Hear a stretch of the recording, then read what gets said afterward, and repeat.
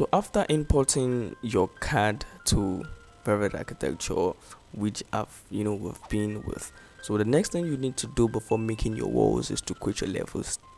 Now the question is, how do you create your level?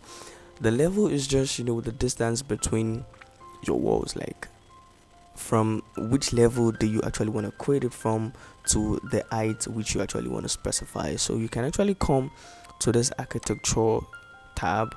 You can come to your elevation here, then you see levels like this. So if you are working with feet and inches, you can actually change the parameters by, let's come to the view, let's click on manager. If that is so, here you have the project parameter. So you click on the project rather, not let's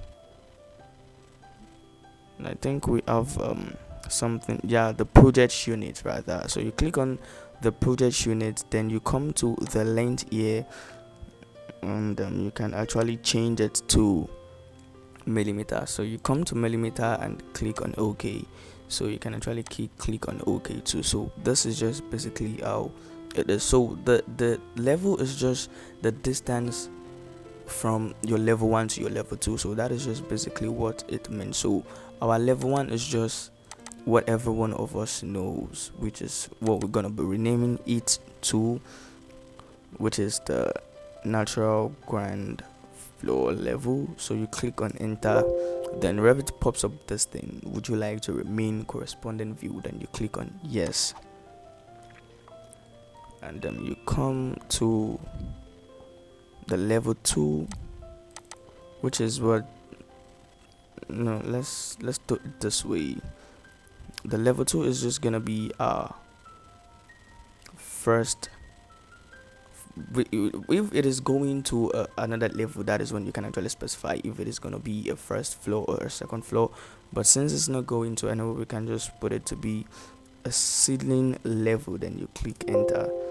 So you can click enter again just to change the name. So to specify the points between it, you click on any of the levels, and you change the distance here.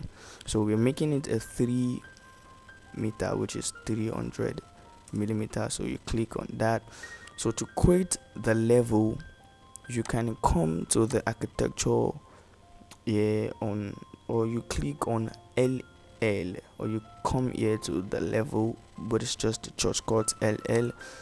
So you can actually create a level here again. So you click and you drag up. You can actually see the blue dashes just showing that is the end, so it snaps to the end.